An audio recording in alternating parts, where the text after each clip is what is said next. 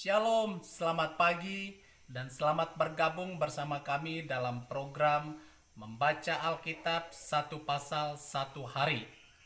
Baiklah kita mengisi hidup kita dengan kebenaran firman Tuhan terlebih dahulu sebelum kita memulai aktivitas kita hari ini. Semoga saudaraku mendengarkan suara Tuhan melalui kebenaran firman Tuhan pagi ini. Tuhan Yesus memberkati. Kejadian pasal 14. Abram mengalahkan raja-raja di timur dan menolong Lot. Pada zaman Amrafel, Raja Sinear, Ariok, Raja Elasar, Kedorlaomer, Raja Elam, dan Tideal, Raja Goyim, terjadilah bahwa raja-raja ini berperang melawan Bera, Raja Sodom, Birsia, Raja Gamora, Siniap, Raja Atma, Siemeber, Raja Zeboim, dan Raja negeri Bela, yakni negeri Zoar. Raja-raja yang disebut terakhir ini semuanya bersekutu dan datang ke lembah Sidim, yakni Laut Asin. 12 tahun lamanya mereka takluk kepada Kedorlaomer, tetapi dalam tahun yang ke-13 mereka memberontak. Dalam tahun yang ke-14 datanglah Kedorlaomer serta raja-raja yang bersama-sama dengan dia. Lalu mereka mengalahkan orang Refaim di Asiterot, Karnaim, orang Zuzim dan Ham, orang Emim dan Siawe Kiryataim, dan orang Hori di pegunungan mereka yang bernama Seir, sampai ke Elparan di tepi padang gurun. Sesudah itu baliklah mereka dan sampai ke En Mispat, yakni Kades, dan mengalahkan seluruh daerah orang Amalek dan juga orang Amori yang diam di Hazezon Tamar.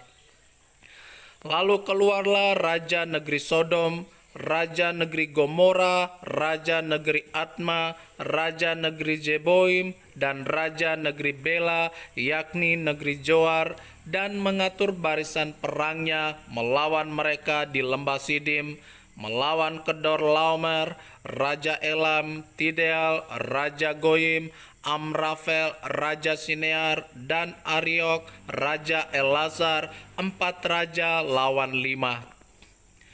Di lembah Sidim itu di mana-mana ada sumur aspal. Ketika Raja Sodom dan Raja Gomora melarikan diri, jatuhlah mereka ke dalamnya, dan orang-orang yang masih tinggal hidup melarikan diri ke pegunungan. Segala harta benda Sodom dan Gomora beserta segala bahan makanan dirampas musuh, lalu mereka pergi. Juga Lot anak saudara Abram beserta harta bendanya dibawa musuh, lalu mereka pergi sebab Lot itu diam di Sodom. Kemudian datanglah seorang pelarian dan menceritakan hal ini kepada Abram, orang Ibrani itu yang tinggal dekat pohon-pohon tarbantin kepunyaan Mamre, orang Amori itu saudara Eskol dan Aner, yakni teman-teman sekutu Abram. Ketika Abram mendengar bahwa anak saudaranya tertawan, maka dikerahkannyalah orang-orang yang terlatih, yakni mereka yang lahir di rumahnya, 318 orang banyaknya, lalu mengejar musuh sampai ke Dan. Dan pada waktu malam berbagilah mereka, ia dan hamba-hambanya itu, untuk melawan musuh. Mereka mengalahkan dan mengejar musuh sampai ke Hoba di sebelah utara Damsik. Dibawanyalah kembali segala harta benda itu, juga Lot anak saudaranya itu, serta harta bendanya dibawanya kembali, demikian juga perempuan-perempuan dan orang-orangnya. Pertemuan Abram dengan Melkisedek. Setelah Abram kembali dari mengalahkan Kedorlaomer dan para raja yang bersama-sama dengan dia, Maka keluarlah Raja Sodom menyongsong dia ke lembah Siawe, yakni lembah raja. Melkisedek Raja Salem membawa roti dan anggur. Ia seorang imam Allah yang maha tinggi. Lalu ia memberkati Abram, katanya, "Diberkatilah kiranya Abram oleh Allah yang maha tinggi, pencipta langit dan bumi. Dan terpujilah Allah yang maha tinggi yang telah menyerahkan musuhmu ke tanganmu." Lalu Abram memberikan kepadanya 1/10 dari semuanya. Berkatalah Raja Sodom itu kepada Abram, "Berikanlah kepadaku orang-orang itu dan ambillah untukmu harta benda itu."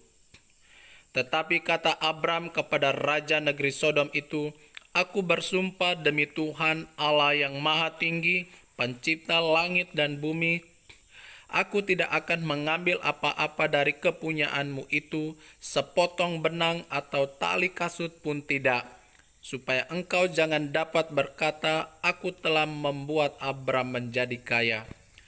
Kalau aku, jangan sekali-kali hanya apa yang telah dimakan oleh bujang-bujang ini dan juga bagian orang-orang yang pergi bersama-sama dengan aku, yakni Aner, Eskol, dan Mamre, biarlah mereka itu mengambil bagiannya masing-masing."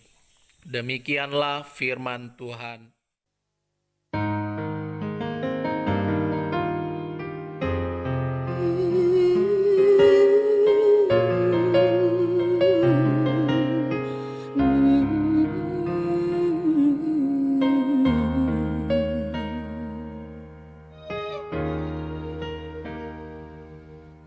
Namamu selalu ku sebutkan di dalam doaku, dengan penuh penyembahan.